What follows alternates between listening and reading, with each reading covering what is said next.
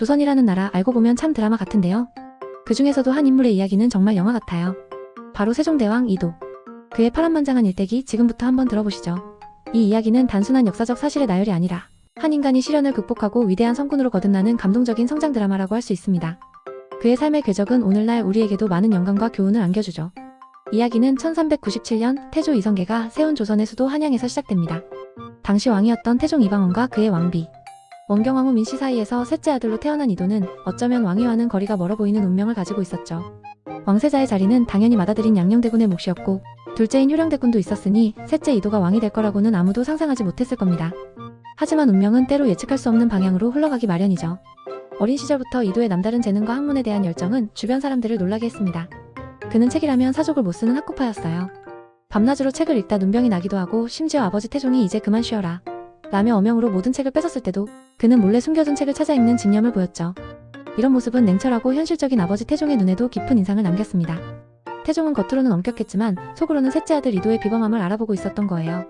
그의 학문에 대한 열정은 단순한 취미를 넘어 세상을 이해하고 백성을 다스리는 근본적인 힘이 될 것이라는 걸 태종은 직감했을 겁니다. 이런 태종의 안목은 훗날 조선의 역사를 송두리째 바꾸는 결정적인 요인이 되었답니다. 하지만 왕세자 자리에는 맏아들 양녕대군이 굳건히 있었습니다. 양녕대군은 자유로운 영혼이었던 것 같아요. 학문보다는 사냥과 유흥을 즐기고 왕세자로서의 격식과 책임감에는 영 흥미를 못 느꼈죠. 그는 답답한 궁궐 생활을 싫어했고 정해진 틀에 갇히는 것을 거부했습니다. 점점 아버지 태종과 사사건건 갈등을 빚게 되었고 태종은 양녕대군이 왕으로서의 자질이 부족하다고 판단하게 됩니다. 결국 길고 긴 고뇌 끝에 태종은 양녕대군을 세자의 자리에서 폐위하는 비극적인 결단을 내리게 되죠. 이는 태종에게도 양녕대군에게도 그리고 조선 전체에도 엄청난 충격과 아픔을 안겨준 사건이었습니다. 그 다음은 둘째 효령대군 차례였지만 효령대군은 왕위 계승에 대한 욕심이 전혀 없었습니다. 그는 불교에 깊이 심취하여 세속적인 권력보다는 정신적인 깨달음을 추구하는 인물이었죠. 스스로 왕위 계승을 포기하고 출가하겠다는 의사를 밝히면서 태종은 또다시 고민에 빠지게 됩니다. 이렇게 해서 뜻밖에도 누구도 예상치 못했던 셋째인 이도가 왕위에 오르게 됩니다. 정말 운명 같은 일이죠? 이도의 왕위 등극은 단순한 우연이 아니라 그의 타고난 자질과 준비된 노력이 결합된 필연적인 결과였다고 볼 수 있습니다. 그를 중심으로 조선의 새로운 시대가 열리게 된 순간이었죠. 이 순간은 조선 역사상 가장 위대한 왕의 탄생을 알리는 서막이었답니다. 1418년 22살의 젊은 나이로 왕위에 오른 세종. 그의 어깨에는 막중한 책임감이 놓였습니다. 하지만 즉위 초 그가 바로 모든 것을 결정하고 자신의 뜻대로 국정을 운영할 수 있었던 건 아니에요. 아버지 태종은 상황으로 물러났지만 여전히 강력한 영향력을 행사하고 있었죠. 태종은 세종에게 진정한 왕의 덕목과 백성을 다스리는 통치 기술을 가르치기 위해 의도적으로 여러 난제를 던졌습니다. 심지어는 세종이 아끼던 신하들을 숙청하며 왕권을 강화하고 아들의 통치 기반을 다져주려 했죠. 세종은 이런 아버지의 뜻을 거스르지 않고 묵묵히 따랐습니다. 때로는 아버지의 강경한 태도에 마음 아파하면서도 한편으로는 아버지의 냉철한 판단력과 뛰어난 통치 철학 그리고 오랜 경험을 배우며 진정한 왕으로 성장하는 과정을 겪었죠. 이 시기는 세종에게는 인내와 학습의 시간이었고 훗날 위대한 성군이 되는데 필요한 귀한 밑거름이 되었답니다. 태종은 아들이 자신보다 더 위대한 왕이 되기를 바라는 마음으로 때로는 엄하게 때로는 인자하게 세종을 이끌었습니다. 이러한 부자 간의 깊은 유대와 갈등 속에서 세종은 비로소 자신의 리더십을 확립해 나갈 수 있었던 것이죠. 태종이 세상을 떠난 후 비로소 세종은 자신의 통치 철학과 꿈을 마음껏 펼치기 시작합니다. 그의 애민정신은 정말 남달랐어요. 백성을 위한 길이라면 그 어떤 어려움도 마다하지 않고 밤낮으로 연구하고 신하들과 격렬하게 토론했습니다. 그의 정치는 항상 백성의 삶에 초점을 맞추었죠. 백성이 편안해야 나라가 태평성대라는 굳은 믿음이 그를 움직이는 원동력이었습니다. 세종대왕의 가장 먼저 떠오르는 업적은 역시 훈민정음 창제 아닐까요? 당시 백성들은 한자를 몰라 학문을 배우기도 어려웠고 자신의 억울한 일을 당해도 글로 호소할 길이 없었어요. 법률이나 정책을 이해하기도 힘들었죠. 세종은 이런 백성들의 어려움을 해결해주고 싶었습니다. 모든 백성이 쉽게 배우고 쓸 수 있는 글자를 만들어야 한다는 확고한 신념이 있었죠. 하지만 그의 이런 생각은 당대 지배층인 신하들에게는 받아들여지기 어려웠습니다. 신하들의 반대가 어마어마했어요. 전하, 어찌 중국의 문명을 따르지 않고 야만족의 글자를 본뜨려 하십니까? 이는 대국인 명나라의 심기를 거스르는 일이며 유교적 질서를 흔드는 위험한 발상입니다. 하면서 말이죠. 그들은 훈민정음이 중국을 모방하지 않는 독자적인 문자라는 점을 비난하고 자신들의 기득권이 침해될 것을 우려했습니다. 하지만 세종은 이런 강력한 반대에도 굴하지 않았습니다. 백성이 글자를 몰라 제 뜻을 펴지 못하고 억울함을 호소하지 못하는 것이 안타까울 따름이다. 나란 말씀이 중국과 달라 한자와는 서로 통하지 아니하므로 이런 까닭의 어리석은 백성들이 이루고자 하는 바가 있어도 마침내 제 뜻을 펼 수 없는 사람이 많다. 내가 이를 불쌍히 여겨 새로 28글자를 만드니 모든 사람들로 하여금 쉬이 익혀 날마다 쓰는데 편하게 하고자 할 따름이니라. 라며 자신의 확고한 의지를 밝히고 훈민정음 창제를 강행했습니다. 그는 백성들의 삶의 질을 향상시키는 것이 무엇보다 중요하다고 믿었죠. 집현전 학자들 중에서도 최양, 박팽년, 성산문 등 뛰어난 인재들을 모아 밤샘 연구를 거듭하며 무려 3년 만에 훈민정음을 완성했습니다. 이 과정에서 세종은 학자들과 함께 문자 체계를 연구하고 발음 기관의 모양을 본떠 글자를 만드는 과학적인 접근 방식을 적용하는 등 직접 깊이 참여했어요. 덕분에 우리 백성들은 쉽고 편하게 자신의 뜻을 기록하고 소통할 수 있게 되었어요. 농부가 농사일을 기록하고 장사꾼이 거래 내역을 적으며 평범한 백성들도 자신의 생각과 감정을 표현할 수 있게 된 거죠. 이는 단순한 문자 창제를 넘어 백성들의 삶에 혁명적인 변화를 가져왔습니다. 훈민정음은 조선의 문화와 지식을 한 단계 발전시키는 데 결정적인 역할을 했으며 오늘날 대한민국이 자랑하는 가장 위대한 유산 중 하나로 평가받고 있습니다. 이 글자가 없었다면 우리 민족의 정체성과 문화가 지금처럼 꽃피우지 못했을지도 모르는 일이죠. 이것이야말로 세종의 가장 빛나는 업적 중 하나라고 할 수 있습니다. 세종대왕은 문화와 과학 발전에도 엄청난 관심을 쏟았습니다. 그는 단순히 호기심이 많았던 것이 아니라 과학기술의 발전이 백성들의 삶을 더 윤택하게 만들고 국가의 부강함을 이끌어낼 수 있다는 확고한 신념을 가지고 있었어요. 특히 천민 출신이었음에도 불구하고 뛰어난 재능을 지닌 장영실이라는 천재 과학자를 전폭적으로 지원했습니다. 당시 신분사회에서 이는 매우 파격적인 일이었죠. 세종은 장영실에게 아낌없는 지원과 신뢰를 보내며 그의 능력을 최대한 발휘할 수 있도록 독려했습니다. 그 결과 물시계인 자경루, 해시계인 앙부일구, 그리고 세계 최초의 강우량 측정기인 치국이 같은 기발하고 혁신적인 발명품들이 탄생하게 됩니다. 이 발명품들은 당시 조선의 과학 수준을 한 단계 끌어올렸을 뿐만 아니라 백성들의 삶에도 지대한 영향을 미쳤답니다. 자경루 덕분에 시간을 정확히 알 수 있게 되어 생활의 효율성이 높아졌고 앙부일구는 해만 뜨면 누구나 쉽게 시간을 확인할 수 있도록 하여 백성들의 일상에 큰 편리함을 가져다 주었죠. 특히 치국이는 농업 국가였던 조선의 필수적인 발명품이었습니다. 강우량을 과학적으로 측정하여 가뭄과 홍수에 대비하고 농작물 재배 계획을 세우는 데 결정적인 정보를 제공했어요. 이는 백성들의 농업 생산성을 높이는 데 크게 기여했고 결국 국가의 경제적 기반을 튼튼하게 만드는 결과를 가져왔습니다. 이런 과학적인 발전들은 단순히 기술 발전을 넘어 백성들의 삶을 더 풍요롭게 만들고 국가의 미래를 밝히려는 세종의 깊은 애민정신과 선구적인 노력이 담겨 있습니다. 그는 미래를 내다보는 해안을 가진 진정한 리더였죠. 세종시대의 과학기술 발전은 단순히 과거의 유산이 아니라 오늘날 대한민국이 과학강국으로 성장하는 데 영향을 준 뿌리 깊은 자산이라고 할 수 있습니다. 또한 음악에도 깊은 조예를 가지고 있었던 세종은 단순히 음악을 즐기는 것을 넘어 음악을 통한 백성들의 교화와 국가 의례의 정립에도 큰 의미를 부여했습니다. 그는 박영과 같은 뛰어난 음악가들을 등용하여 아악을 정리하고 우리 고유의 음악을 발전시키기 위해 노력했답니다.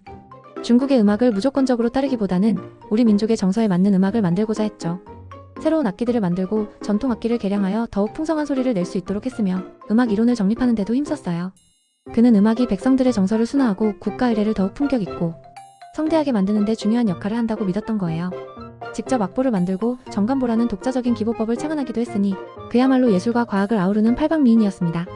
세종대왕의 음악적 업적은 오늘날 한국 전통 음악의 기틀을 마련했으며 우리 고유의 문화를 꽃피우는 데 결정적인 기여를 했습니다. 국방력 강화에도 세종은 결코 소홀하지 않았습니다. 그는 강력한 국방력이 곧 백성의 안녕과 직결된다는 사실을 누구보다 잘 알고 있었죠. 북쪽 국경은 여진족의 끊임없는 침략에 시달리고 있었고 남쪽 해안은 왜구의 약탈로 고통받고 있었습니다. 세종은 이러한 위협으로부터 백성들을 보호하기 위해 과감하고 단호한 국방 정책을 추진했습니다. 북쪽으로는 김종서 장군을 보내 사군 육진을 개척하여 여진족을 몰아내고 압록강과 두만강을 경계로 하는 현재의 국경선을 확립했습니다. 이는 단순히 영토를 확장하는 것을 넘어 북방 민족의 침략을 근본적으로 차단하고 백성들이 안정적으로 생활할 수 있는 기반을 마련한 것이었죠. 남쪽으로는 이종무 장군을 시켜 대규모 병력을 이끌고 스시마섬을 정벌하여 왜구의 근거지를 소탕했습니다. 이로써 오랫동안 백성들을 괴롭히던 왜구의 침략을 효과적으로 막아낼 수 있었죠. 이러한 적극적인 국방 정책 덕분에 조선은 안정적인 영토를 확보하고 백성들은 평화롭게 생업에 종사할 수 있었답니다. 백성을 사랑하는 마음이 국방에도 이어진 거죠. 그는 문치주의를 지향했지만 결코 무력의 중요성을 간과하지 않았습니다. 오히려 문과 무의 조화를 통해 진정한 강국을 건설하고자 했죠. 세종대왕 시대의 국방력 강화는 오늘날 대한민국 안보의 초석이 되었다고 해도 과언이 아닙니다. 세종대왕은 백성들의 고통을 그냥 지나치지 않았습니다. 그의 통치 철학은 백성이 곧 하늘이라는 믿음에 기반하고 있었죠. 흉년이 들면 가차없이 세금을 감면해주고 가난한 백성들에게는 국가가 비축해둔 곡식을 나누어주는 구휼 정책을 펼쳤습니다. 이는 단순히 일회성 지원이 아니라 백성들이 자립할 수 있도록 돕는 체계적인 구휼 시스템을 마련하려는 노력이었습니다. 또한 사회적 약자에 대한 배려도 남달랐어요. 당시로서는 상상하기 어려웠던 혁신적인 정책들을 추진했습니다. 예를 들어 노비에게도 출산 휴가를 주는 등 여성과 약자의 인권을 존중하려는 노력을 기울였습니다. 심지어 노비의 남편에게도 출산 휴가를 주어 아내가 출산 후 회복할 수 있도록 돕는 파격적인 조치를 취했다고 하니 정말 시대를 앞서간 인물이라고 할 수 있습니다. 그는 백성들을 그저 다스려야 할 대상이 아니라 함께 살아가야 할 소중한 존재이자 나라의 근본으로 여겼던 거예요. 이러한 그의 애민정신은 조선 사회에 깊이 뿌리내려 훗날에도 많은 왕들에게 귀감이 되었습니다. 물론 세종대왕의 삶이 늘 순탄하고 행복했던 것만은 아니에요. 그는 재위 기간 내내 수많은 질병과 개인적인 고통 속에서 힘겨운 시간을 보냈습니다. 확질, 당뇨병, 종기 등 여러 지병에 시달렸죠. 특히 눈병이 심해서 나중에는 앞을 잘 보지 못할 정도였다고 해요. 조선 왕조실록에는 그가 눈병으로 인해 고통받는 기록이 상세히 남아있습니다. 그럼에도 불구하고 그는 병상에서도 국정을 돌보고 백성을 위한 정치를 멈추지 않았습니다. 신하들과 밤늦도록 토론하고 중요한 문서들을 직접 확인하며 일에 매진했죠. 그의 강인한 의지와 백성을 사랑하는 마음이 없었다면 불가능했을 일입니다. 육체적인 고통 속에서도 굴하지 않고 자신의 책임을 다하는 그의 모습은 진정한 리더의 표상이라고 할 수 있습니다. 사랑하는 아내 소원왕후와 여러 자녀들을 먼저 떠나보내는 개인적인 아픔도 겪었어요.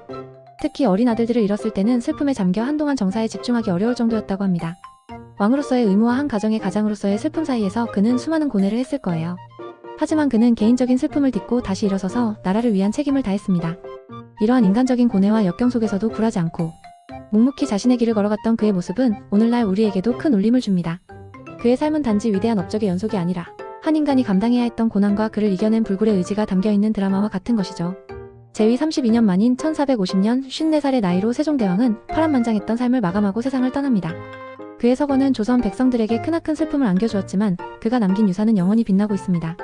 그는 조선의 기틀을 다지고 찬란한 문화와 과학의 꽃을 피운 진정한 성군으로 역사에 기록되었죠. 그의 업적은 조선을 넘어 현재 대한민국에까지 깊은 영향을 미치고 있습니다. 우리가 지금 사용하는 한글, 그리고 과학적인 사고방식, 백성을 생각하는 마음까지 이 모든 것에는 세종대왕의 정신이 담겨있다고 해도 과언이 아니죠. 그는 오늘날 우리가 누리는 자유와 번영의 초석을 다진 인물입니다. 그의 통치 철학은 시대를 초월하여 현대 사회의 리더들에게도 중요한 가르침을 주고 있습니다. 세종대왕의 삶은 한 인간으로서의 고뇌와 왕으로서의 막중한 책임감, 그리고 백성을 향한 무한한 사랑이 어우러진 한편의 거대한 대하드라마와 같아요. 수많은 어려움 속에서도 좌절하지 않고 묵묵히 자신의 길을 걸어갔던 그의 모습은 오늘날 우리에게도 큰 울림을 줍니다. 그의 이야기는 단순한 역사적 사실을 넘어 인간적인 존경심을 불러일으키는 감동적인 서사입니다. 그의 리더십과 애민정신은 우리가 본받아야 할 진정한 가치이자 영원히 기억해야 할 유산입니다. 우리는 그의 삶을 통해 진정한 리더십이란 무엇이며 어떻게 백성을 사랑하고 나라를 발전시켜야 하는지를 배울 수 있습니다. 세종대왕은 단순히 과거의 인물이 아니라 현재와 미래에도 살아 숨쉬는 우리 민족의 영원한 자랑입니다. 어떠신가요? 세종대왕의 이야기는 언제 들어도 감동적이고 우리에게 많은 것을 생각하게 하죠? 그의 위대한 업적과 인간적인 고뇌를 다시 한번 되새기면서 우리가 살아가는 이 시대에 그의 정신을 어떻게 이어받을 수 있을지 고민해보는 시간이 되었으면 좋겠습니다. 그의 리더십과 애민정신은 우리가 본받아야 할 진정한 가치라고 생각해요. 다음에 또 다른 흥미로운 인물의 이야기로 찾아올게요. 그때까지 모두 건강하게 안녕히 계세요.